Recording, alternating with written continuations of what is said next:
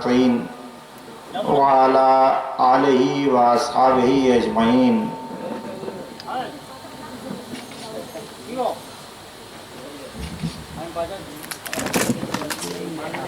अम्मानिर्रजीम बिस्मिल्लाहिर्रहमानिर्रहीम।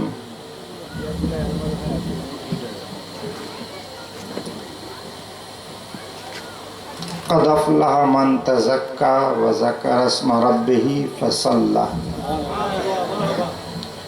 सदक़ल्लाहु मौलाना अज़ीम व बल्लग़ना रसूलुहुन नबियुल करीम। नहनु अला ज़ालिका मा क़ाला मिनश शाहिदीन व शाकिरीन।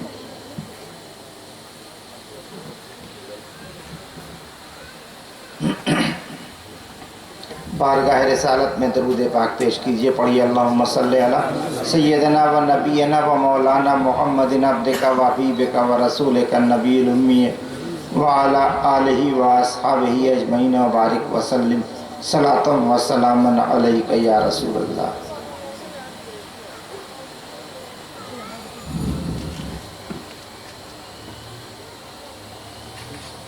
दो बातें आपके सामने रखूंगा।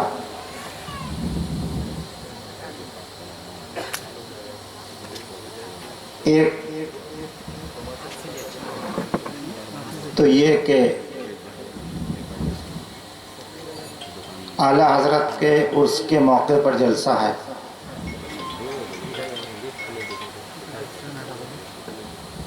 और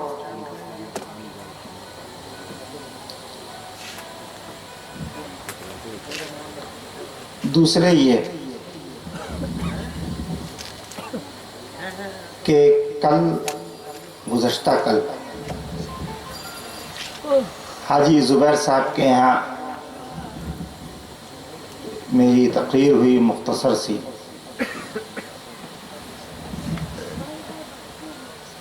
उसमें कुछ रह गया था, तो हमने वादा किया था कि जो वहाँ रह गया है आप लोग यहाँ आइए तो हम सुना देंगे।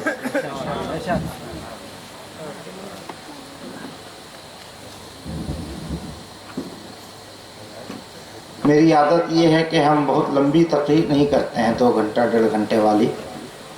थोड़ी सी बात हो समझ में आ जाए, थोड़ी सी गुफ्त। आज बहुत सारे मुकर्रिर सिर्फ चुटकुला सुना सुना के तकरीर करते। तो आलम सल्लल्लाहु ताला अलैहि वसल्लम जब तकरीर किया करते थे तो लोगों के आंखों से आंसू जारी हो जाया करते थे। हम लोग तकरीर सुनते हैं इंटरटेनमेंट के लिए, कुछ अच्छा बोलेंगे, कुछ चुटकुला होगा, कुछ लतीफ़ा होगा, उसकी ज़रूरत नहीं है।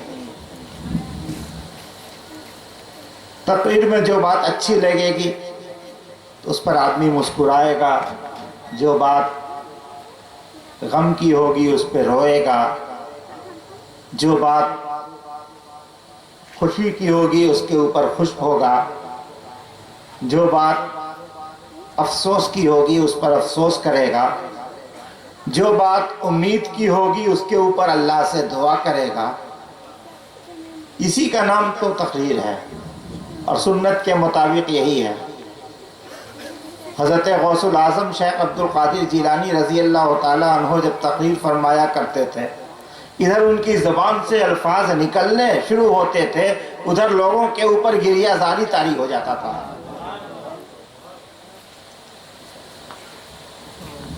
और आज हम इस इंतज़ार में रहते हैं कि कोई ऐसा मुकर्रिर आए जो इतना उठा पटक करे कि सोफ़ा भी तोड़ दे, माइक भी फेंक दे, तो समझ में आता है कि बड़ी अच्छी तकरीर किया उसने। ऐसा ना गौसुल आज़म ने किया, ना ख्वाजा गरीब नवाज ने किया, और ना उनसे पहले किया, ना उनके बाद किया, यहाँ तक कि ना आला हजरत ने भी नहीं किया। बल्कि यूँ कहते हैं कि हम लोग जो आला हजरत के मानने वाले अपने आप को कहते हैं, खाली ज़बान से कहते हैं, इसलिए कि अमल वैसा नहीं है। बल्कि पब्लिक तो कुछ मान भी लेती है आला हजरत को, और माफ़ी के साथ हमको ये कहना पड़ता है कि मुकर्रिर लोग नहीं मानते हैं, तकरीर करने वाले आला हजरत को नहीं मानते हैं। بلکہ مولانا لوگ صرف تقریر کی حد تک مانتے ہیں اعلیٰ حضرت کو، اس کے بعد نہیں مانتے ہیں۔ اب تو تعجب ہوگا، آپ کہیے گا کہ ایسا کیسے ہے؟ ہم ہی لوگ تو منواتے ہیں اور ہم لوگ نہیں مانتے ہیں۔ تو اب یہ بتائیے کہ اعلیٰ حضرت تقریر کرنے جاتے تھے تو ریٹ طے کرتے تھے؟ آج کے سارے مقرر ریٹ طے کرتے ہیں اور اس ریٹ میں تعریف اعلیٰ حضرت کی کرتے ہیں۔ تو گویا اعلیٰ حضرت کی تعریف کرنے کے لیے ریٹ طے کیا، اعلیٰ حضرت نے نبی کی تعریف کرنے کے لیے کبھی ریٹ طے نہیں کیا۔ اور ہم جب جشن میلاد النبی میں نبی کی تعریف کرتے ہیں تو پہلے اپنا ریٹ بتا دیتے ہیں کہ نبی کی تعریف کریں گے ریٹ میرا یہ ہوگا، نذرانہ میرا یہ ہوگا۔ تو اب ذرا غور کیجئے کہ ہم نبی کی تعریف کا پیسہ لے رہے ہیں، صحابہ تو بغیر پیسہ لیے ہوئے نبی کی نگاہ کرم کے لیے نبی کی تعریف کیا کرتے تھے۔ سارے ولیوں نے، بزرگوں نے، علماء نے، اولیاء نے نبی کی نظر کرم کے لیے، آخرت کے لیے نبی کی تعریف کی۔ ہم پیسے کے لیے کرتے ہیں۔ اب بتائیے کہ اعلیٰ حضرت کے ماننے والے ہوئے، مانتے تو ان کے جیسا کرتے، ہم تو بلکہ اور زیادہ کرتے ہیں، اس سے کہیں زیادہ کرتے ہیں، ریٹ ہی نہیں طے کرتے ہیں، بلکہ ہم تو یہ کرتے ہیں کہ پہلے اپنے اکاؤنٹ میں پیسہ ڈلوا لیتے ہیں تب تقریر کرتے ہیں۔ کوئی بتلا دے آج تک اعلیٰ حضرت کے تعلق سے کسی کتاب میں، کوئی بتلا دے مفتی اعظم کے تعلق سے، بہت دن نہیں ہوا ان کے دنیا سے پردہ فرمائے ہوئے، کہ انہوں نے کبھی بھی اپنی کسی تقریر کے لیے ایڈوانس میں اپنے اکاؤنٹ میں پیسہ منگوایا ہو یا منی آرڈر منگوایا ہو۔ بلکہ اعلیٰ حضرت کا دستور یہ تھا کہ اگر کوئی ایڈوانس بھیج دیتا تھا تو اس کو واپس کر دیا کرتے تھے۔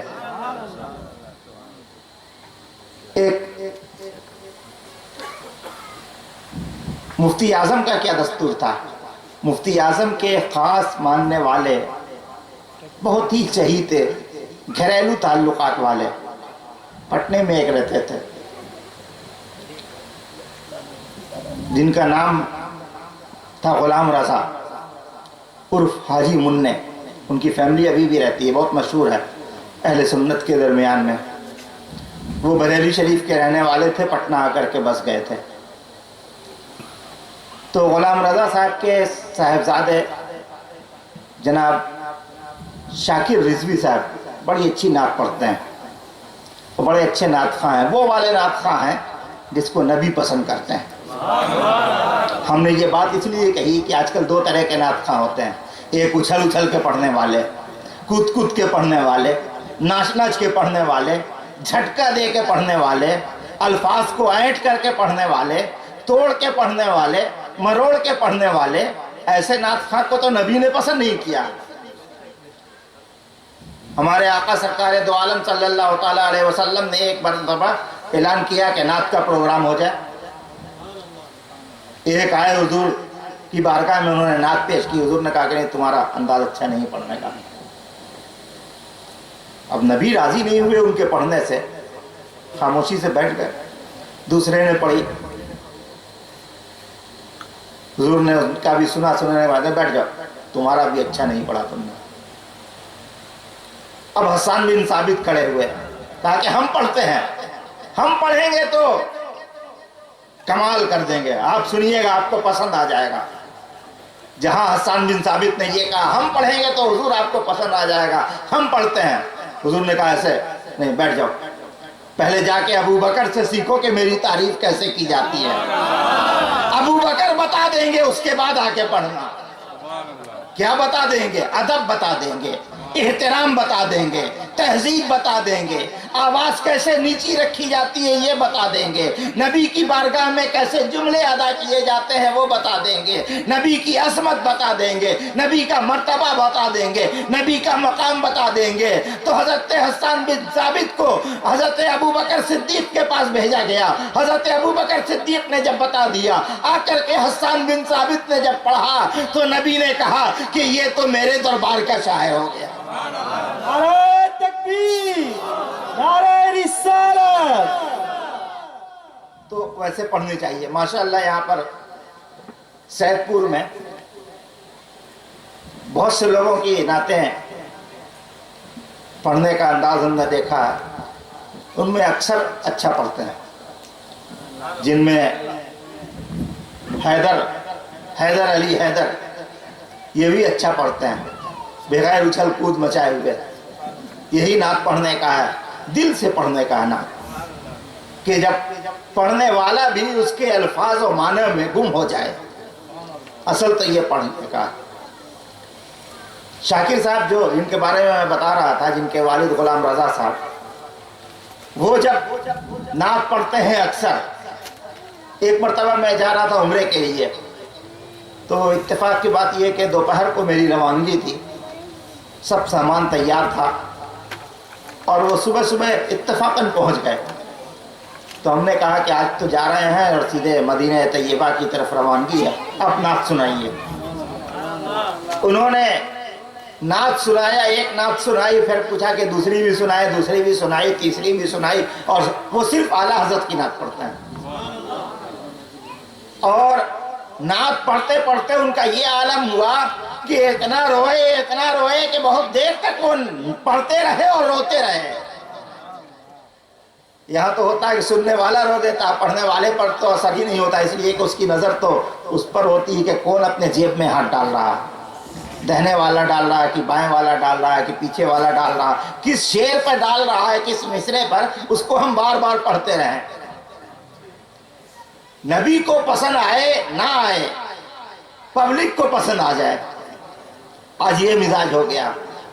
اور جہاں پر یہ مزاج آ جائے گا تو نبی کا کرم ہم سے جو روٹھا ہوا ہے، نبی کی عنایت جو کم پڑ گئی ہے، نبی کی نگاہ رحمت جو پوری طرح سے نہیں ہو رہی ہے، اس کی وجہ یہی ہے کہ ہم نے نبی کو دل سے یاد نہیں کیا ہے، زبان سے یاد کرتے ہیں۔ تو بہرحال شاکر صاحب نے کہا یہ کہ اپنا واقعہ بتایا انہوں نے۔ وہ بتاتے ہیں کہ ہم تھوڑے چھوٹے چھوٹے تھے، ہمارے یہاں تقریر کے لیے مفتی اعظم تشریف لائے،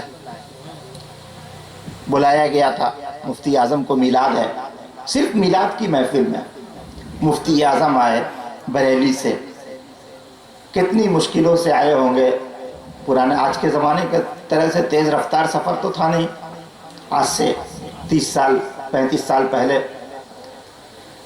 تو وہ آئے تو کہتے ہیں انہوں نے کہ میرے ابا نے مفتی اعظم کو 35-40 سال پہلے کی بات ہے، ان کو نذرانہ پیش کیا 500 روپے۔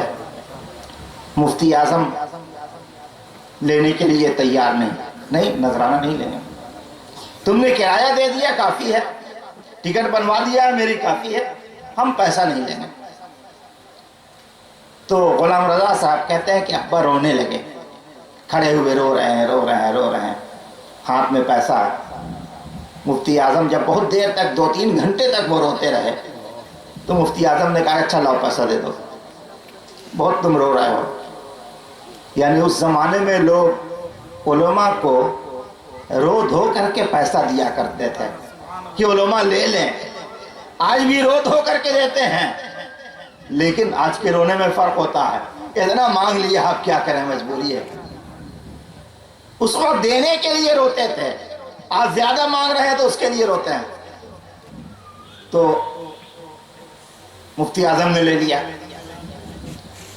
اس کے بعد رات میں رہے ان کے یہاں، صبح میں دن بھر رہے، شام کی گاڑی تھی، اسٹیشن پہنچے سب لوگ۔ تو شاکر صاحب کہتے ہیں کہ ہم بھی گئے اسٹیشن، ساتھ میں چھوٹے سے تھے 5-7 سال کے۔ جب وہاں پہنچے ٹرین پر بیٹھ گئے تو مفتی اعظم نے جیب سے کچھ پیسے نکالے، کہا کہ غلام رضا تمہاری اہلیہ نے کھانا بڑا مزیدار بنایا تھا، تو میری طرف سے یہ 250 روپے اس کو انعام میں دے دینا۔ کھانا بڑا مزیدار تھا تو میری طرف سے یہ 250 روپے انعام میں دے دینا، اور یہ 250 روپے انہوں نے غلام رضا صاحب کے بچوں کو بلایا، 2 بھائی ساتھ میں گئے تھے، کہا کہ یہ تم دونوں بانٹ لینا، تم لوگوں کے لیے کچھ لے کر کے نہیں آئے، نہ مٹھائی لائے، نہ چاکلیٹ لائے، نہ ٹافی لائے، تو تم لوگ یہ پیسہ بانٹ لینا۔ یعنی لیا بھی تو دل رکھنے کے لیے، اور دل رکھنے کے لیے دے بھی دیا۔ تو پہلے ایسے تھے اور اب ہم ایسے ہیں۔ یہی وجہ ہے کہ وہ جب بولتے تھے تو دل میں اترتا تھا، آج ہم بولتے ہیں تو دل میں نہیں اترتا۔ خیر بہرحال بہت لمبی تقریر نہیں کرنی ہے، لوگ کہیں کہ تقریر کرنے کے بجائے ہم ہی لوگوں کو ڈانٹ رہے ہیں، مولانا صاحب لوگ یا تو اٹھ کے بھاگ جائیں گے یا پھر ہم کو بھگا دیں گے۔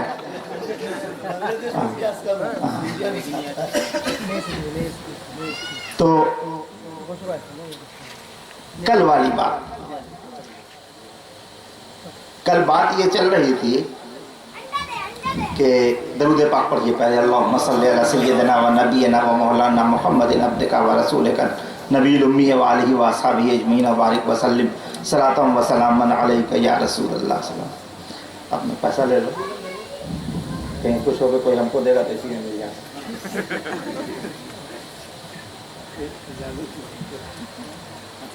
تو کل کی بات یہ ہے کہ لوگ یہ کہتے ہیں کہ ہم ایمان لے آئے، شریعت مل گئی، دین مل گیا، اسلام مل گیا، اب نبی کی کیا ضرورت ہے؟ تو میں نے یہ بتایا کہ نبی کی ضرورت تو یہاں بھی ہے اور نبی کی ضرورت وہاں بھی ہے۔ موت سے لے کر کے قبر، قبر سے لے کے حشر، حشر سے لے کے پل صراط، سب میں نبی کی ضرورت ہے۔ یہاں تک کہ جنت میں بھی جب داخلہ ہوگا، کل اس کی تفصیل بتائی گئی کہ جب داخلہ ہوگا تو جنت میں پہلے ہمارے نبی جائیں گے۔ کتنی بھیڑ ہوگی ذرا غور کیجئے، تصور کیجئے، لاکھوں، کروڑوں، اربوں انسان، سب جنتی، سب نورانی چہرے والے، اور ان کے آگے آگے چلنے والے جنت میں جا رہے ہیں اونٹنی پہ سوار ہمارے آقا سرور کائنات صلی اللہ تعالیٰ علیہ وسلم۔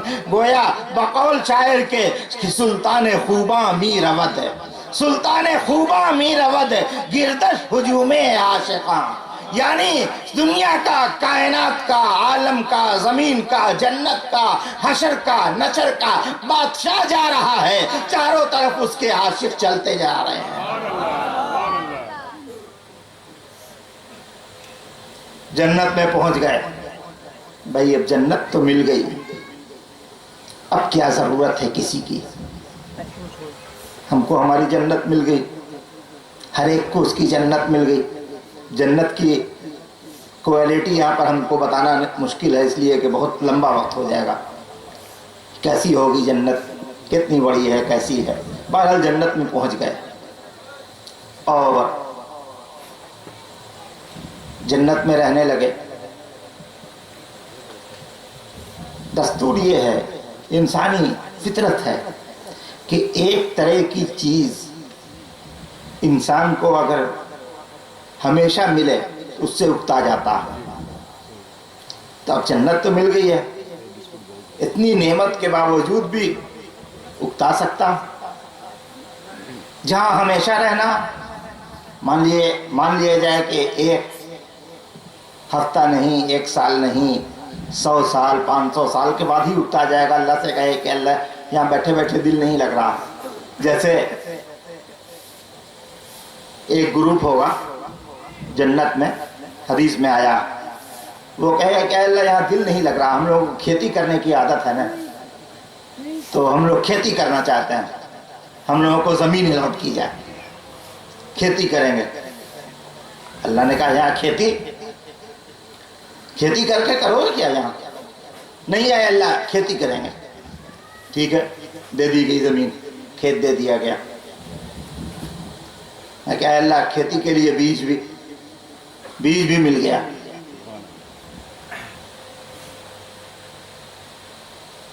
اب اس کے بعد کھیت میں بیج دینے کے لیے ہوگا یوں کہ کھیت میں جہاں بیج دینے کے لیے شروع کریں گے ایک طرف سے ادھر سے بیج چھیٹتے ہوئے چلے جا رہے ہیں کھیت میں. جتنے لوگ کسان لوگ ہوں گے جن کو عادت ہو کھیتی کرنے کی, کھیتی چھیٹتے جب کھیت کے دوسرے کنارے پہ پہنچیں گے پلٹ کے دیکھیں گے کہ بیج جو چھیٹا ہے کیسا ہے, تو اتنی دیر میں پورا پھل ہو گیا, اس میں سبزہ لہلہا گیا. تو جنت ہے نا, سب چیز ترت میں ہو گیا. جس نیت سے کیا گیا وہ کام ہو گیا. کیا طریقے تو اتنا جلدی ہو گیا. انتظار کی جو مدت ہے اس میں جو لذت ہے وہ تو ہوئی نہیں. تو اس لیے جنت میں کچھ نہ کچھ تو ایسا ہونا چاہیے کہ جس سے کچھ تبدیلی ہو, کسی چیز کا انتظار ہو. دو چیز, انسان انتظار چاہتا ہے اور تبدیلی چاہتا ہے. اگر انتظار نہ ہو, ادھر ارادہ ہوا وہ چیز حاصل, اس میں بھی لذت ختم ہو جاتی ہے. اور اگر تبدیلی نہ ہو, کھانا ہی کھاتا ہے تو ایک طرح کا کھانا بار بار نہیں کھا سکتا. صبح کو ناشتے میں کچھ کھاتا ہے, دوپہر کو کچھ کھاتا ہے, رات کو کچھ کھاتا ہے. ایک ہفتہ کھلا دیجیے تو پھر وہ اگتا جائے گا. تو اللہ تبارک و تعالیٰ نے اس کے لیے ایک انتظام کیا. کیا انتظام کیا کہ جمعے کے دن اللہ تبارک و تعالیٰ تمام جنتیوں سے کہے گا, جب سارے جنتی جنت میں آ جائیں گے, دوزخی دوزخ میں رہ جائیں گے, دوزخ کو لاک کر دیا جائے گا. جتنے کو رہنا ہے دوزخ میں, جو مشرکین کفار ہیں وہی رہیں گے. ایمان ایک ذرے کے برابر بھی اگر دل میں ہے تو, ایک رائی کے دانے کے برابر بھی دل میں ایمان ہے تو وہ جنت سے نکال لیا جائے گا اور جہنم سے نکال لیا جائے گا, جنت میں داخل کر لیا جائے گا. اور اس کے بعد پھر جمعے کا دن آئے گا تو اللہ تبارک و تعالیٰ حکم دے گا کہ سارے جنتیوں کو ایک جگہ جمع کرو. اب غور کیجئے کہ سارے جنتی ایک جگہ جمع ہوں گے, کہاں ہوں گے؟ اس کے لیے ایک جنت الگ ہے جس کا نام ہے باغ ارم. یہ باغ ارم بھی ایک عجب چیز ہے. ایک بادشاہ تھا جس کا نام تھا شداد. اس کو شوق ہوا کہ ہم جنت بنائیں. خدائی کا دعویٰ کیا تھا اس نے. تو کہا گیا کہ خدا کے پاس تو جنت ہے, تمہارے پاس کیا؟ تو اس نے جنت بنوایا. بڑی کیا بنوایا ہوگا تو اللہ جانتا ہے. بہت بڑا باغیچہ بنایا, جنت کا ایک باغ بنایا دنیا میں, زمین پر بہت آراستہ کیا. لیکن جب وہ فائنل ہو گیا اور وہ اس کو دیکھنے کے لیے پہنچا, اس کے مین گیٹ پر پہنچا ہی تھا کہ اس کی روح نکل گئی, اس کی موت آ گئی. وہ تفصیلی واقعہ کہ کیسے مرا, کیا ہوا. تو اللہ تبارک و تعالیٰ نے اس جنت کو آسمان پہ اٹھا لیا اور پھر اللہ نے اپنی قدرت کاملہ سے اس کو بہت وسیع کر دیا. اسی جنت کا نام روایتوں میں آتا ہے کہ باغ ارم ہے. قرآن میں بھی ارم کا تذکرہ ہے. تو اللہ تبارک و تعالیٰ سب کو ارم میں جمع کرے گا, سارے جنتیوں کو ایک جگہ. ایسے نہیں جمع ہوں گے جیسے آپ لوگ یہاں جمع ایک ایک کرسی پہ نہیں, بلکہ ہر جنتی کے لیے ایک ایک بڑا سا اسٹیج بنے گا. کتنا شاندار ہوگا وہ اسٹیج, کتنا بڑا تخت ہوگا وہ, ہر جنتی کے لیے الگ الگ شاندار اونچا سا. جو سب سے ادنا درجے کا, سب سے معمولی جنتی ہوگا, کسی طرح سے گھسٹ پسٹ کر کے پہنچ گیا جنت میں, تو اس کے لیے جو اسٹیج ہوگا تو کہتے ہیں کہ وہ مشک کا تودا ہوگا, مشک کا تودا, اور اس کے اوپر زعفران کی گھاس لگائی جائے گی اور اس کے اوپر اس کو बैठाया जाएगा. یہ سب سے معمولی والے کا. اعلیٰ والے کا تو اور کیا کہنا. ولیوں کا, محدثین کا, مفسرین کا, علماء کا, فقہا کا کیسا اسٹیج ہوگا اللہ جانتا, سوچ بھی نہیں سکتے. انبیاء کا کیسا ہوگا, اور پھر انبیاء میں امام الانبیاء کا کیسا ہوگا, یہ اللہ ہی جانتا. جب سب اپنے اپنے اسٹیج پر سارے جنتی آ کے بیٹھ جائیں گے تو اللہ تبارک و تعالیٰ پوچھے گا کہ میرے جنتیوں, میری جنت پسند آئی, میری جنت اچھی لگی جو ہم نے تم کو دیا ہے؟ تو سارے جنتی کہیں گے کہ ہاں اے رب العالمین بڑی اچھی ہے جنت. ہم نے جو وعدہ کیا تھا اپنے نبیوں کے ذریعے سے جنت میں تم کو کیا کیا دیں گے, تمام وعدے کو ہم نے پورا کر دیا. کیا تم کو لگتا ہے کہ سب کچھ مل گیا جنت میں, ساری نعمتیں تھیں؟ تو لوگ کہیں گے اے رب العالمین ساری نعمتیں مل گئی, تو نے جو وعدہ کیا وہ وعدہ پورا کیا, سب کچھ مل گیا. تو اچھی لگی جنت؟ ہاں اچھی لگی. کچھ چھوٹا تو نہیں ہے؟ بتاؤ, اگر کچھ کمی ہو تو بتا دو. جنت میں کوئی کمی ہے تو بتا دو. ہم لوگوں کے لیے کتنا ہی اچھا محل دنیا میں بن جائے, لیکن ہر آدمی کو اپنے اپنے پسند کے مطابق کوئی کمی لگتی ہے. لیکن وہاں جنت ایسی ہوگی کہ کوئی کمی کسی کو لگے گی نہیں, نعمتیں بے شمار ہوں گی. تو اللہ تبارک و تعالیٰ کہے گا کہ پوچھے گا کہ کوئی کمی نہیں, کوئی کمی نہیں. تو لوگ کہیں گے کہ اچھا ایک چیز اور باقی ہے. تو باقی ہے تو اے اللہ اس کو بھی دے دے. تو اب اللہ تبارک و تعالیٰ کہے گا کہ اے جنتیو, ہم نہیں دیں گے اس وقت تک جب تک کہ تم یہ نہ بتا دو کہ وہ کیا ہے. اب جنتی آپس میں سوچیں گے کیا ہے, ایک نعمت باقی ہے. وہ بھی اللہ کہہ رہا ہے ایک نعمت باقی ہے, وہ کیا ہے؟ لوگ ایک دوسرے بھی ہوں گے, مفتی بھی ہوں گے, امام بھی ہوں گے, سب فکر میں ہے کہ وہ کون سی نعمت باقی ہے. اور اللہ فرما رہا ہے کہ تم بتا دو تو ہم دیں گے, اگر نہیں بتاؤ گے تو وہ والی نعمت رہ جائے گی, نہیں ملے گی. آپ تو ہم لوگوں کے باپ آپ ہی ہیں نا؟ ہاں ہے. تو بتائیے, آپ ہی بتائیے کیا ہے, کون سی نعمت باقی ہے جو اللہ تعالیٰ کہہ رہا ہے کہ بتا دو تو دے دیں گے, نہیں بتاؤ تو نہیں دیں گے. اب آپ بتائیے کہ کیا ہے.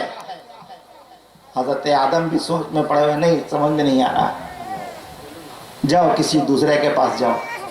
حضرت ابراہیم کے پاس آئے, آپ تو اللہ کے خلیل ہیں, آپ بتا دیجئے. کہا کہ نہیں, ہم کو بھی نہیں پتا چل رہا ہے کون سی نعمت ہے.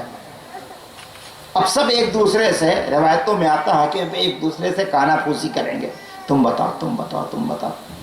جب کسی کے نہیں سمجھ میں آئے گا تو انبیاء کرام میں سے کوئی پبلک کو کہیں گے, جنتیوں کو, ارے کسی کو نہیں سمجھ میں آ رہا ہے تو جاؤ جو سب سے بڑے تخت پر, اونچے تخت پر, عالیشان تخت پر, سب سے خوبصورت تخت پر, سب سے عمدہ تخت پر جو اللہ کا محبوب بیٹھا ہے اس سے جا کر کے پوچھو. محبوب کے پاس آنا پڑا تو ایمان ملا. اب جنت میں میرے محبوب کے پاس آئے ہو تو سب سے بڑی نعمت ملے گی, جنت کی سب سے بڑی نعمت.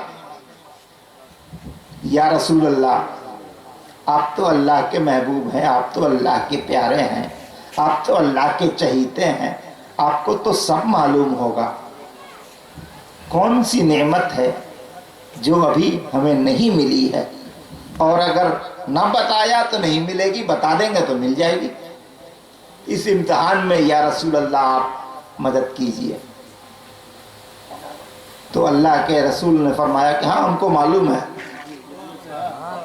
تب نے ہم لوگ کہتے ہیں کہ ہمارے نبی عالم غیب ہیں، جو کسی کو نہیں معلوم وہ نبی کو معلوم، جو آدم سے لے کر کے عیسیٰ تک کسی کو نہیں معلوم وہ نبی کو معلوم، جو ابراہیم و اسماعیل کو نہیں معلوم وہ ہمارے نبی کو معلوم، جو جبرائیل و میکائیل کو نہیں معلوم وہ ہمارے نبی کو معلوم، جو اسرافیل و اسرائیل کو نہیں معلوم وہ ہمارے نبی کو معلوم. نعرہ تکبیر، نعرہ رسالت، حضور رئیس المشاہد، علم غیب مصطفیٰ. ہاں ہمیں معلوم ہے. تو حضور بتا دیجئے. بتا تو دیں گے لیکن پہلے تم لوگ ایک بات کا جواب دو. جنت میں آنے کے بعد تم لوگ اللہ کو بھول تو نہیں گئے؟ یا رسول اللہ، اللہ کو کیسے بھول سکتے ہیں؟ سب تو اسی کا دیا ہوا. نہیں تم لوگوں کی عادت ہے نا، جب نعمت ملتی ہے تو خدا کو بھول جاتے ہیں. یہاں بھی وہی ہوتا ہے نا، جب نعمت ملتی ہے تو خدا کو بھول جاتے ہیں. تو یہاں بھی تو تمہارے ساتھ یہی ہوا ہے کہ جب تم جنت کی نعمت میں کھو گئے اور اللہ کو بھول گئے. کہیں گے جنتی ہے اللہ کے محبوب، ہم لوگ تو اللہ کو یاد رکھتے ہیں، کیسے بھول سکتے ہیں؟ سب تو اللہ کا ہے، اسی کا کرم، اسی کی جنت، اسی کی نعمت. تو ہمارے آقا فرمائیں گے تو پھر تمہیں یہ کیوں نہیں یاد رہا کہ سب کچھ ملا ہے لیکن دیدار الہی نہیں ملا ہے؟ نعرہ تکبیر، نعرہ رسالت، حضور رئیس المشاہد. اب سب آئیں گے لوٹ کے جلدی جلدی اپنے اسٹیج پر. اللہ پوچھے گا کہ ہاں بتاؤ. آواز آئے گی بتاؤ. تو سب جنتی بیک زبان کہیں گے اے اللہ تیرا دیدار، اے اللہ تیرا دیدار. تو رب العالمین کہے گا کہ آج بھی میرا مصطفیٰ کام آیا، آج بھی میرا حبیب کام آیا. اگر میرا مصطفیٰ نہ بتاتا تو تمہیں یہ نعمت نہ ملتی. چلو آؤ تمہیں اپنا دیدار کراتے ہیں. اور اللہ تبارک و تعالیٰ اپنا دیدار کروائے گا. جب خدا کو دیکھیں گے جنتی سجدے میں گر پڑیں گے. جنت میں کوئی عبادت نہیں ہوگی، لیکن یہاں تو خدا کو دیکھ رہے ہیں جس کے لیے بن دیکھے سجدہ کیا، سولی پہ چڑھ کے سجدہ کیا، تلوار کے سائے میں سجدہ کیا، کربلا کے میدان میں سجدہ کیا ہے، احد کے میدان میں سجدہ کیا ہے، بدر کے ریگزاروں پہ سجدہ کیا ہے، مدینے کی گلیوں میں سجدہ کیا ہے، طیبہ کے بازاروں میں سجدہ کیا ہے، مکے کے پہاڑیوں پہ سجدہ کیا ہے. جس کے لیے طور پہ سجدہ کیا گیا، جس کے لیے سور میں سجدہ کیا گیا، جس کے لیے ہیرا میں سجدہ کیا گیا، آج وہ سامنے ہے تو کیوں نہیں سجدہ کریں گے؟ سجدے میں گر پڑیں گے. سبحان اللہ. اور خدا کی حمد و ثنا کریں گے. کتنی دیر تک سجدے میں رہیں گے اللہ بہتر جانتا ہے. جمعے کا دن ہوگا، ٹائم بھی جمعے ہی کا ہوگا جس وقت یہاں ہم لوگ جمعے کی نماز پڑھتے ہیں، اسی لیے تو بڑی اہمیت ہے جمعے کی. اس کے بعد اللہ تبارک و تعالیٰ کہے گا کہ اب تم لوگ سر اٹھا لو. فرشتے پکار کے کہیں گے اب سر اٹھا لو، دیدار الہی کا ٹائم وقت ختم ہو گیا. وہ سر اٹھائیں گے، دیدار الہی کا ٹائم ختم ہو چکا ہوگا. پھر دوبارہ سجدہ کریں گے بطور شکرانے کے، اے اللہ تو نے اپنا دیدار کرایا. پھر سجدہ. اس کے بعد پھر اپنے سے سر اٹھائیں گے. اٹھانے کے بعد پھر پکاریں گے جنتی، اے اللہ پھر سے تیرا دیدار کرنا چاہتے ہیں، پھر سے تیرا دیدار چاہتے ہیں. ایسی نعمت ملی ہے نبی کے وسیلے سے. جنت میں بھی نبی کا وسیلہ. لوگ تو یہاں دنیا میں نبی کے وسیلے کے منکر ہیں، وہاں جنت میں بھی نبی کے وسیلے سے ایسی نعمت ملی ہے دیدار الہی کہ اب اور طلب بڑھ گئی اور بے چینی بڑھ گئی ہے اللہ پھر تیرا جلوہ دیکھیں گے، پھر تیرا دیدار کریں گے، پھر دیدار کرا دے۔ تو اللہ تبارک و تعالیٰ اعلان فرمائے گا، اے جنتیوں اب جاؤ اپنے اپنے جنت میں، اگلے جمعے کو پھر آنا، اگلے جمعے کو پھر آنا۔ لیکن چونکہ تم نے خدا کا دیدار کیا، یہاں ہم لوگ اللہ کا اور اس کے رسول کا صرف ذکر کرتے ہیں اور ذکر سنتے ہیں تو تبرک ملتا ہے نا۔ اور جس تبرک کو بہت سے لوگ کہتے ہیں، سمجھتے ہیں کہ یہ سب کیا بنا رکھا سنیوں نے، تو یہ تبرک کا رواج جو ہے ہر جگہ ہے۔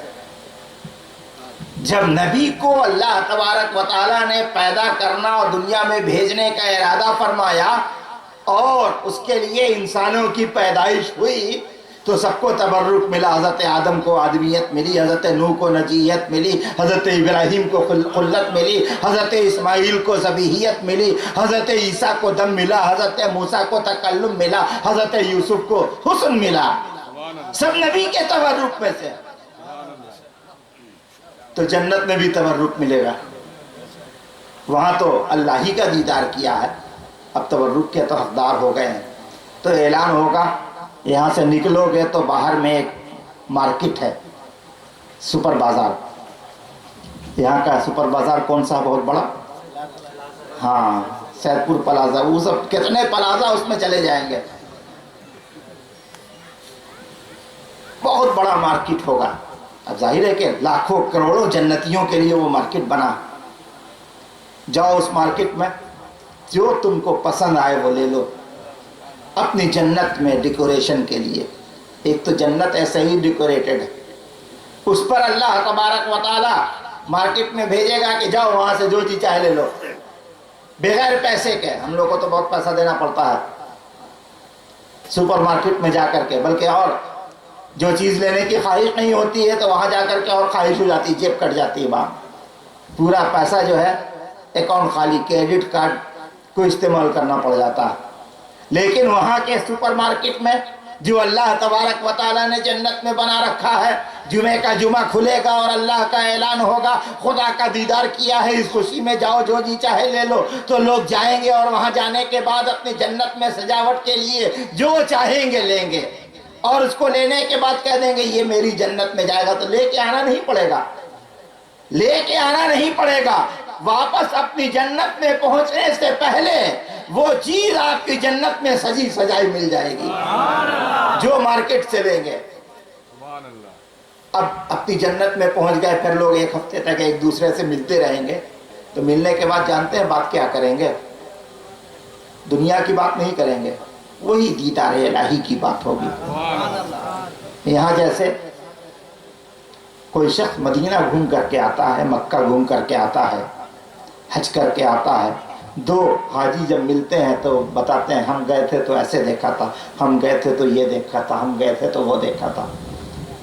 تو جب دنیا کی بنائی ہوئی یہ چیزیں جب مخلوق کے دیکھنے کی اتنی تڑپ رہتی ہے، جو اللہ نے بنایا ہے یہ دنیا، اور جو شہر، اس شہر کو دیکھنے پر ہم ایک دوسرے سے مل کر کے وہاں کی خوبیوں کو ایک دوسرے سے شیئر کرتے ہیں، تو جب بنانے والے کو دیکھنے کے بعد لوگ کتنا بولیں گے، ہم نے خدا کو دیکھا تو کیسا دیکھا، ہم نے ایسا دیکھا، ہم نے ایسا دیکھا، ہم تو گم ہو گئے، ہم تو سجدے میں چلے گئے۔ سب ایک دوسرے سے ہفتے بھر تک یہی تذکرہ کرتے رہیں گے۔ پھر جب دوسرے ہفتہ آئے گا، جمعے کے دن سب ٹائم سے پہلے پہنچیں گے۔ آج کی طرح سے نہیں کہ خطبہ جب ہو جائے گا تب پہنچیں گے، جمعے میں آدھا خطبہ ہو گیا تب پہنچیں گے، نہیں، پہلے پہنچ جائیں گے، اس لیے کہ وہاں دیدار الہی کی تڑپ رہے گی، وہاں دیدار الہی کی تڑپ رہے گی، پھر اللہ کا دیدار کریں گے۔ اب جو کریں گے کچھ اور دیکھیں گے۔ آپ سوچیں گے کہ اللہ تو ایک ہی ہے، کچھ اور کیسے دیکھیں گے؟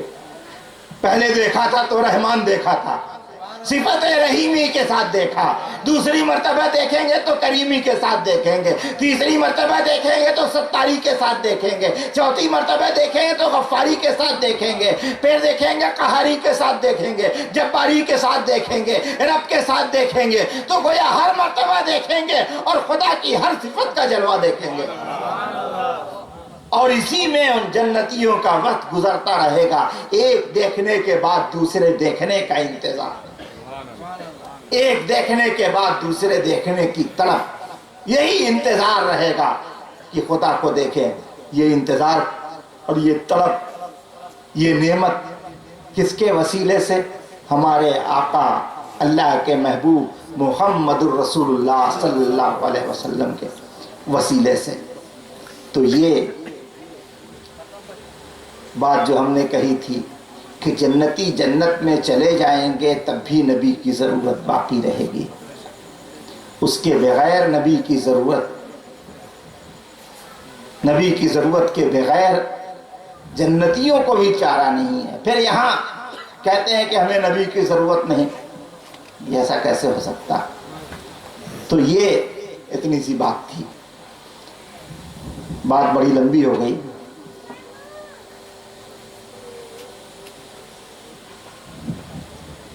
اب اعلیٰ حضرت کا عرس ہے،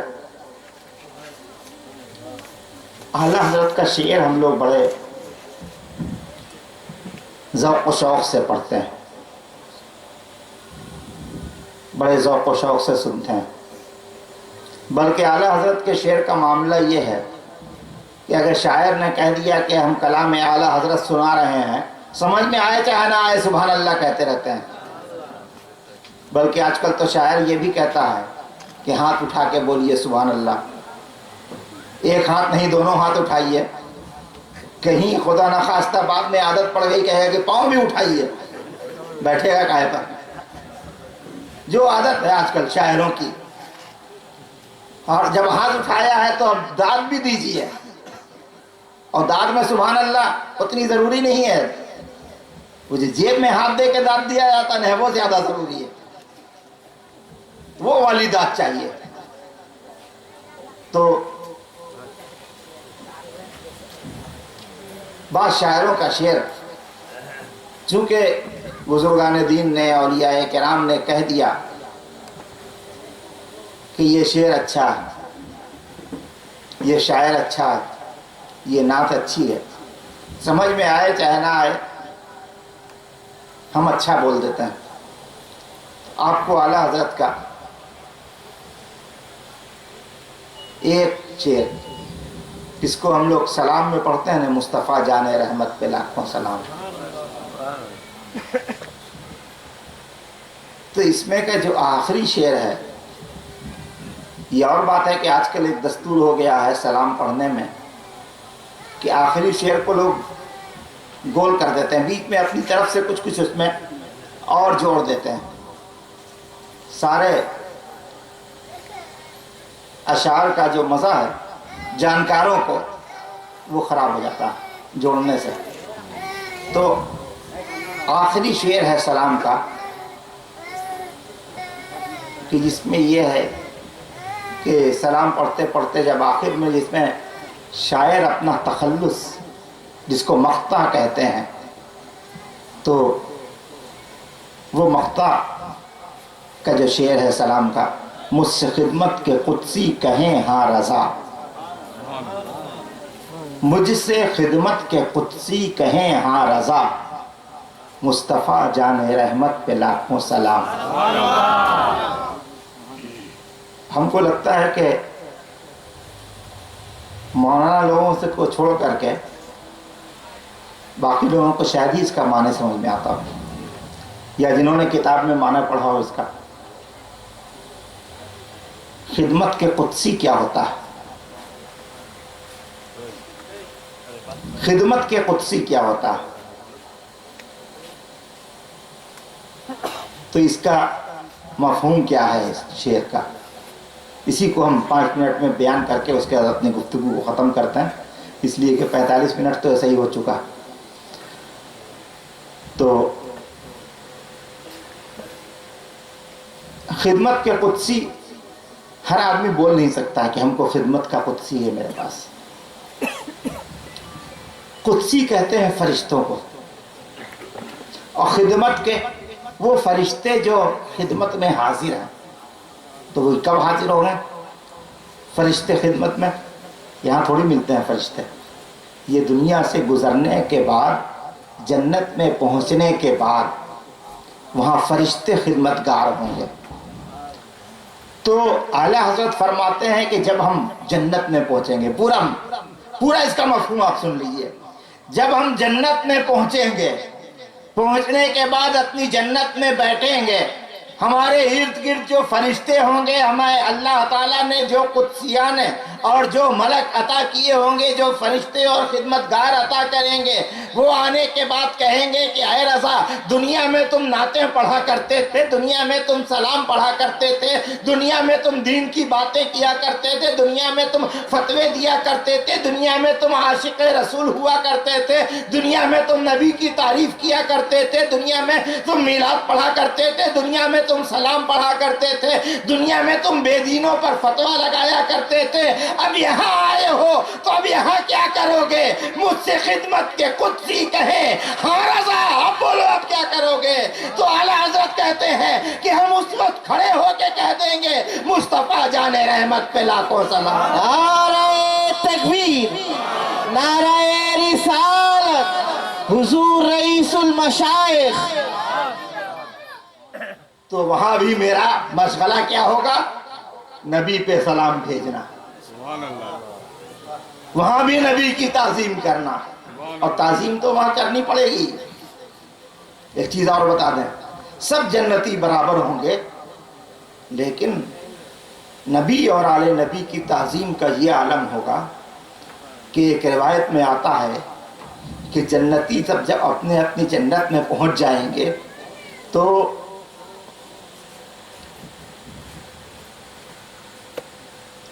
حضرت خاتون جنت فاطمہ زہرا رضی اللہ تعالی عنہا اللہ تبارک و تعالی سے کی بارگاہ میں عرض کریں گی کہ اے رب العالمین، ہم اپنے ابا سے ملنا چاہتے ہیں، نبی سے ملنا چاہتے ہیں.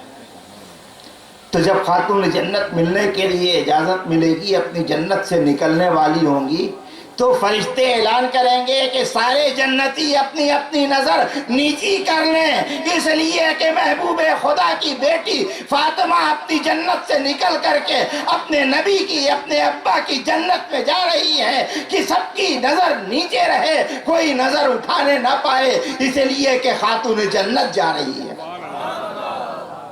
یہ مرتبہ ہوگا خاتون جنت کا. کیوں نہیں مرتبہ ہو؟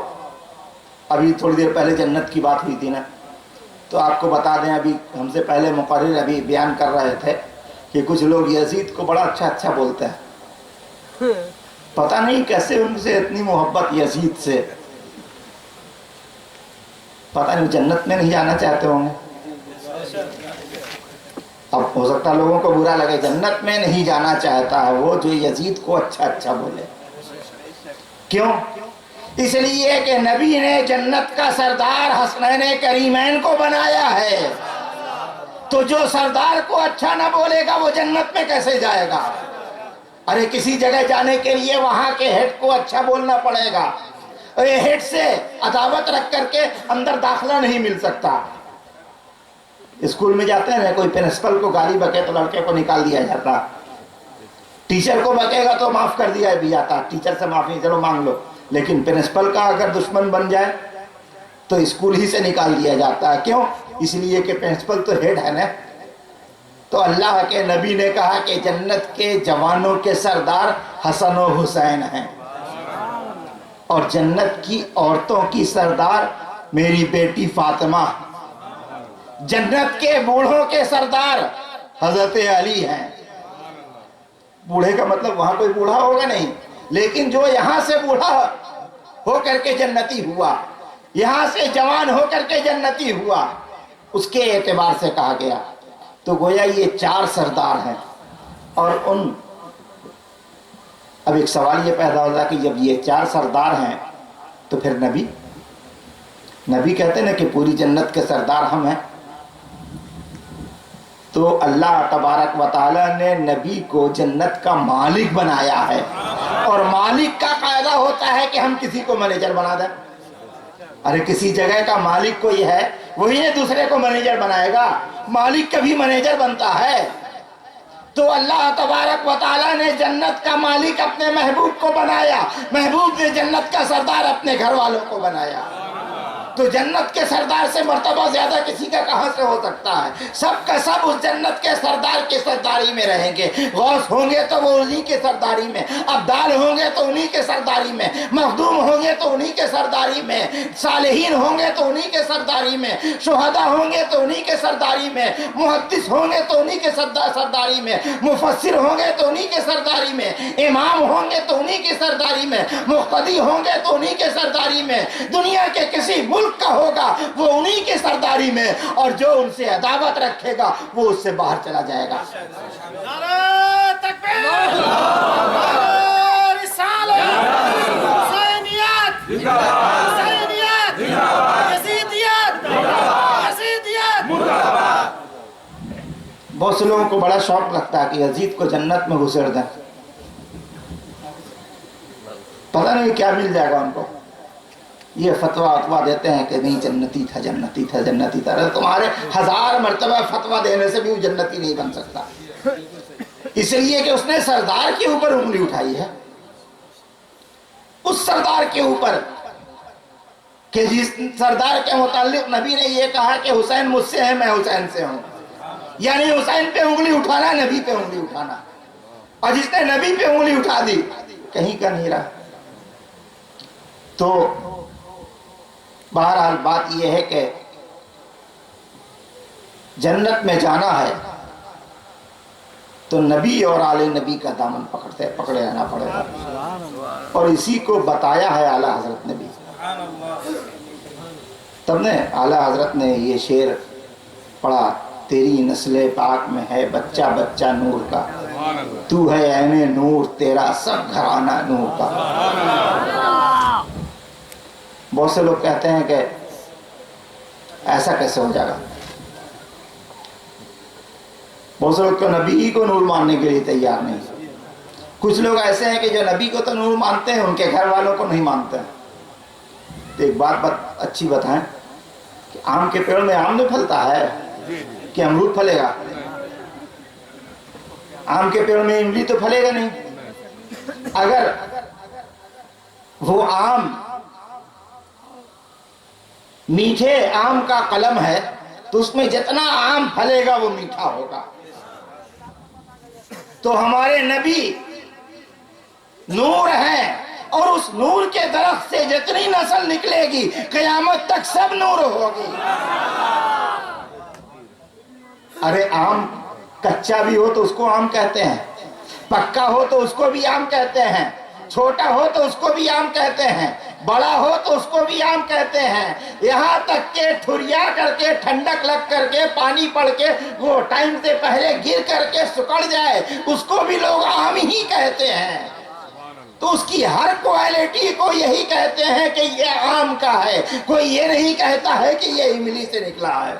تو جب ہر کوالٹی کو آم کے ہر کوالٹی کو آم کہتے ہیں تو نور کی ہر کوالٹی نور رہے گی۔ اسی کو اعلیٰ حضرت فرماتے ہیں کہ تیری نسل پاک میں ہے بچہ بچہ نور کا، تو ہے عین نور تیرا سب گھرانہ نور کا۔ اور نبی کا نور کیسا ہے؟ یہ تھوڑا سا لمبا ہو جائے گا، اس کو پھر کل والے میں انشاءاللہ۔ ابھی اس لیے کہ پھر کل آئیے گا، ہنسا کے رکھنا ہے اتنا سا باقی بچا کر کے، تاکہ ایسا نہیں کہ آپ سمجھیے کہ سب آج ہو گیا اب کل نہیں آویں۔ کل تو نیا ٹاپک رہے گا، ٹاپک تو نیا ہوگا لیکن یہ والا بھی رہے گا کل، کہ نبی نور ہیں تو وہ نور کیسا ہے، کتنا ہے، کتنا بڑا نور ہے، کیا کیفیت ہے اس نور کی۔ اللہ تبارک و تعالی ہمارے عقیدے کو، ہمارے ایمان کو پختگی عطا فرمائے۔ وآخر دعوانا الحمدللہ رب العالمین۔ اب کھڑے ہو کے صلاۃ و سلام کا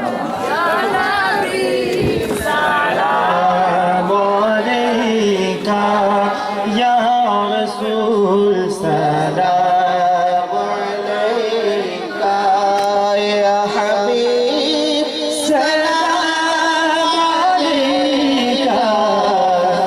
بتاؤ قرآن میں جتنا کچھ ہے مل گیا؟ مل گیا۔ توریت میں جتنا کچھ ہے وہ ملا، انجیل میں جتنا کچھ تھا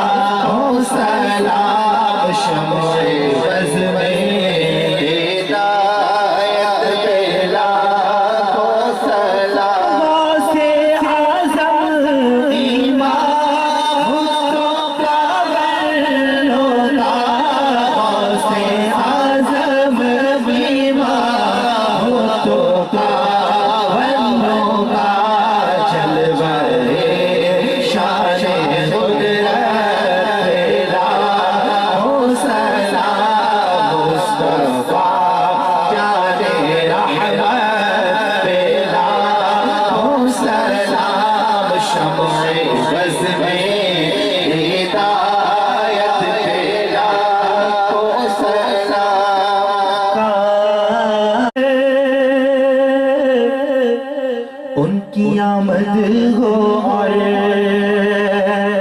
بھیجے سب ان کی شوشل پلا کو سلام کو مجھ سے خدمت کی خود سی کہے رضا مجھ سے خدمت کی خود سی کہے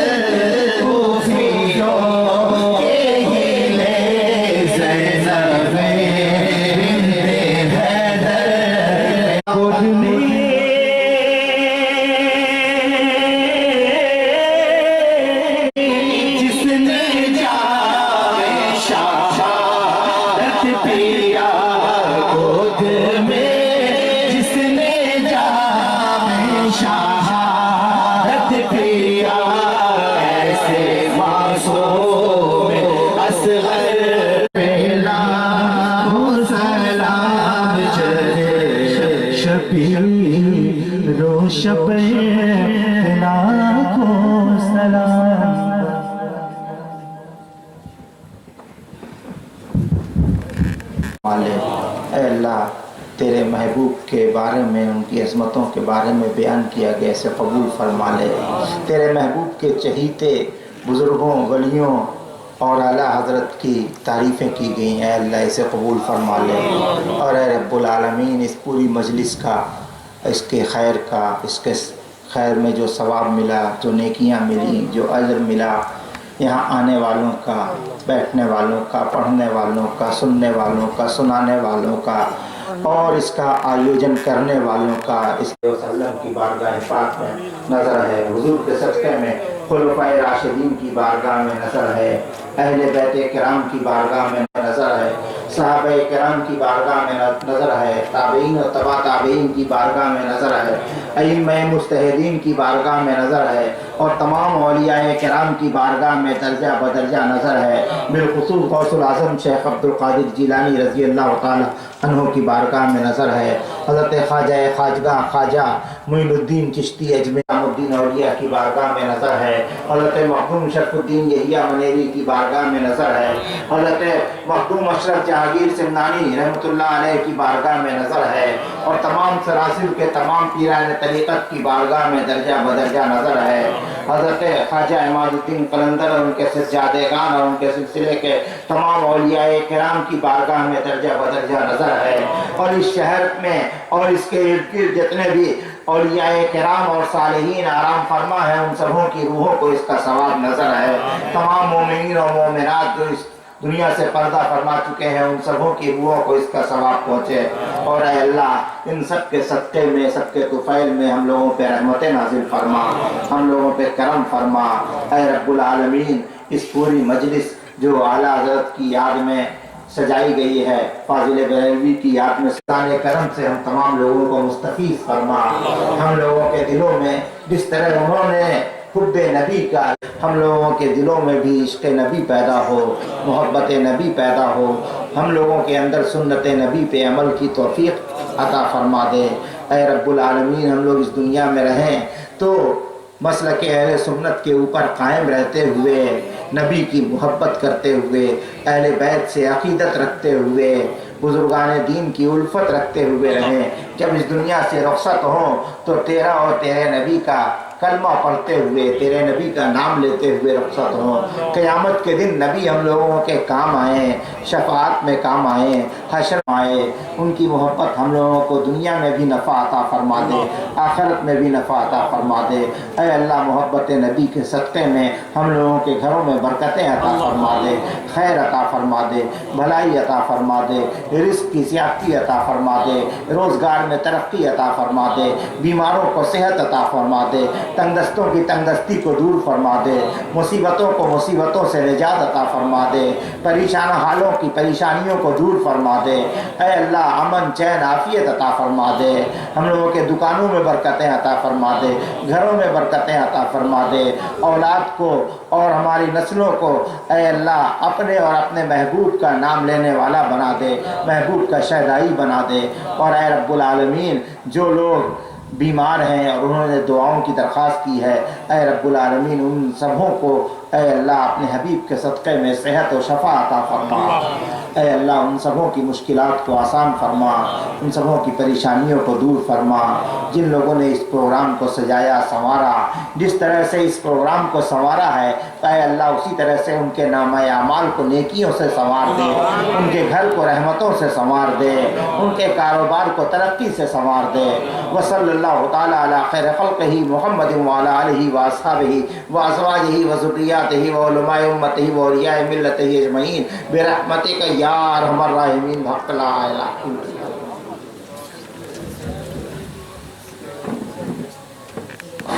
ہلو